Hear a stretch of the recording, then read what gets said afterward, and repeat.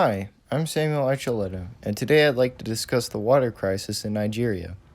While accessing water in Nigeria serves to be an issue, another obstacle comes down to sanitation. While 73% of the country's population has access to water sources, the average Nigerian only has 9 liters of water per day. And although 70% of Nigerians have access to basic water services, more than half of these sources are contaminated. Only about 14 to 19% of Nigerians overall have safe and drinkable water. But why is this?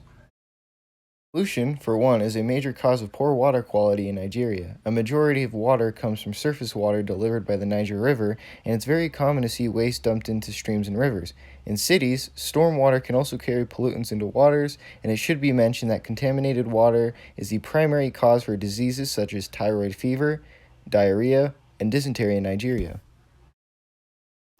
It should also be mentioned that Nigeria has the largest population in Africa and continues to grow at a rapid rate. Why does this matter though? An increasing population can have a major impact on a developing country.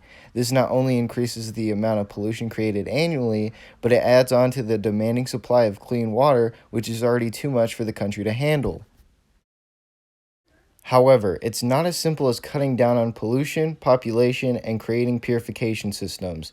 A lot of issues in Nigeria comes down to its governing officials and the corruption held within the country. In other words, it's hard to focus on a water crisis when governing officials are stealing taxpayer money, spending what's left on useless projects, or spending money on their security issue. Speaking of which, many parents are scared to send their children to school in fear that their child might be abducted and held for ransom.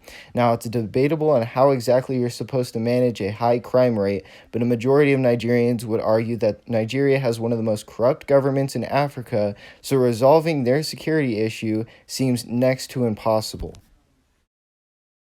But what are the potential solutions? Nigeria actually has a lot of potential, and most citizens understand that Nigeria needs a drastic change in either its governmental foundation or a change in policy within the government. Within these changes/policies, the government should focus on higher education to reduce the growing population and spend money on delivering water purification facilities. As of this year, the government of Nigeria has developed several plans to deliver clean water, including the construction of over 2,300 additional water points and 6,546 sanitation facilities across the country. But words are only that.